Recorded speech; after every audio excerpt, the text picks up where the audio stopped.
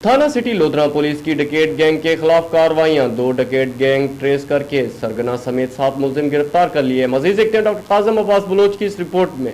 District police officer Lodhran Syed कराबसन की हदायत पर डीएसपी सर्कल सदर लोधरा हाकिम अली खान की सरबराही में थाना सिटी लोधरा के एसएचओ रईस अली अंसर ने सब इंस्पेक्टर इमरान गुज्जर व दीगर एहलकारों के हमरा डकैत गैंग के खिलाफ कार्रवाइयां करते हुए 2 डकैत गैंग्स को ट्रेस करके डकैत गैंग के सरगना समेत 7 मुलजमान को गिरफ्तार कर लिया।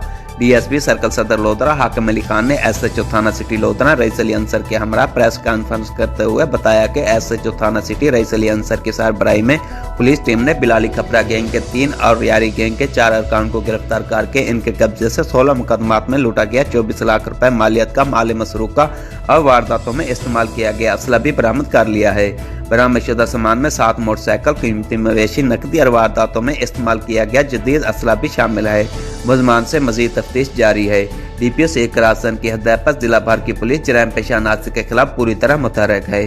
डीपीओ सैयद कराबसन ने डकैत गैंग के अरकान को गिरफ्तार करके लाखों रुपए मालियत का मसरूका सामान बरामद करने पर एसएचओ रईस अली अंसर दीगर पुलिस टीम की कारकर्दगी को सराहते हुए नकद इनामात देने का भी ऐलान किया है। कैमरा टीम के साथ डॉक्टर काजम अब्बास बलोच, राज न्यूज़ लोधरा।